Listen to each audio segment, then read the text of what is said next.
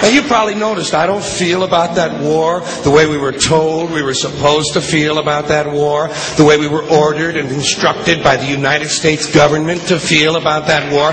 You see, I tell you, my mind doesn't work that way. I got this real moron thing I do. It's called thinking. And I'm not a very good American because I like to form my own opinions. I don't just roll over when I'm told to. Sad to say, most Americans just roll over on command. Not me. I have certain rules I live by. My first rule, I don't believe anything the government tells me. Nothing. Zero. Nope.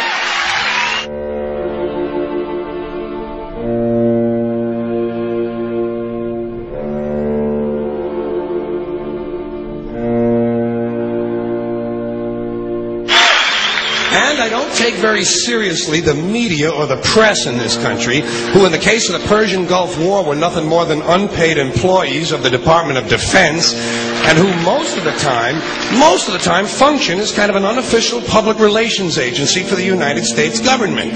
So I don't listen to them. I don't really believe in my country. And I got to tell you, folks, I don't get all choked up about yellow ribbons and American flags. Now, to balance the scale, I'd like to talk about some things that bring us together. Things that point out our similarities instead of our differences. Because that's all you ever hear about in this country is our differences. That's all the media and the politicians are ever talking about, the things that separate us, things that make us different from one another. That's the way the ruling class operates in any society. They try to divide the rest of the people. They keep the lower and the middle classes fighting with each other so that they, the rich, can run off with all the fucking money. Fairly simple thing happens to work.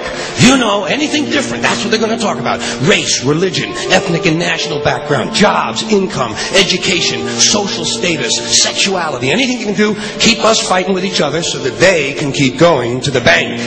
You know how I describe the economic and social classes in this country? The upper class keeps all of the money, pays none of the taxes. The middle class pays all of the taxes, does all of the work. The poor are there just to scare the shit out of the middle class. Keep them showing up at those jobs. Politicians know that word. They use it on you. Politicians have traditionally hidden behind three things: the flag, the Bible, and children. No child left behind. No child left behind. Oh, really? Well, it wasn't long ago you were talking about giving kids a head start. Head start, left behind? Someone's losing fucking ground here. But there's a reason. There's a reason. There's a reason for this. There's a reason education sucks, and it's the same reason that it will never, ever, ever be fixed. It's never going to get any better. Don't look for it. Be happy with what you got.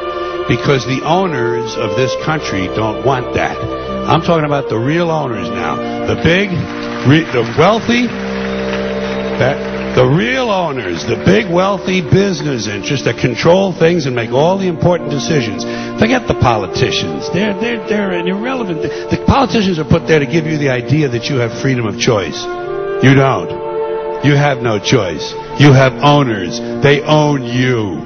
They own everything. They own all the important land. They own and control the corporations. They've long since bought and paid for the Senate, the Congress, the state houses, the city halls. They got the judges in their back pockets, and they own all the big all the big media companies. So they control just about all of the news and information you get to hear. They got you by the balls. They spend billions of dollars every year lobbying to get what they want. Well, we know what they want. They want more for themselves and less for everybody else. But I'll tell you what they don't want. They don't want a population of citizens capable of critical thinking. They don't want well-informed, well-educated people capable of critical thinking. They're not interested in that. That doesn't help them. That's against their interest. That's right. You know something? They don't want people who are smart enough to sit around the kitchen table and figure out how badly they're getting fucked by a system that threw them overboard 30 fucking years ago. They don't want that. You know what they want? They want obedient workers. Obedient workers, people who are just smart enough to run the machines and do the paperwork, and just dumb enough to passively accept all these increasingly shittier jobs with the lower pay, the longer hours, the reduced benefits, the end of overtime, and the vanishing pension that disappears the minute you go to collect it. And now they're coming for your Social Security money. They want your fucking retirement money. They want it back so they can give it to their criminal friends on Wall Street. And you know something? They'll get it. They'll get it all from you sooner or later, because they own this fucking place. It's a big club, and you ain't in it. You and I are not in the big club.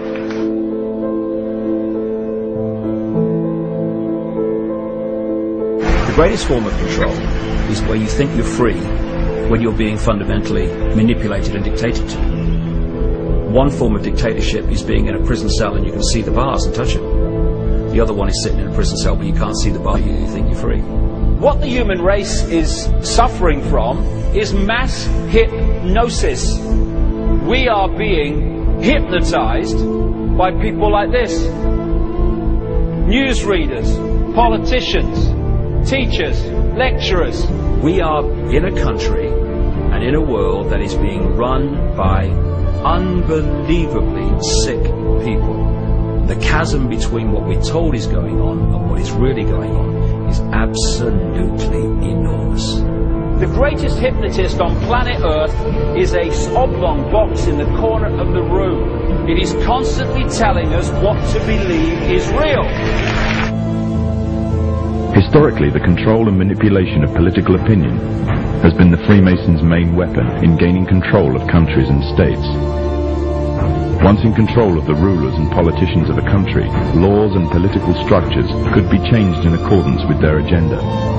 However, since restricting the body does not necessarily mean restricting the mind, the Freemason recognizes that their plan for a global government hinges completely on subduing the masses to their agenda, and thus eliminating opposition to their cause. And the greatest threat to their plan, posing more danger than any army or law, is the threat of a free-thinking mind. In order to eliminate this threat and to achieve their objective, the Masons have set about the boldest plan ever devised: the complete control of every aspect of human life, your life. And the weapons they are using against you are in your very homes, entertaining you and your children, and gradually indoctrinating you without you even realizing.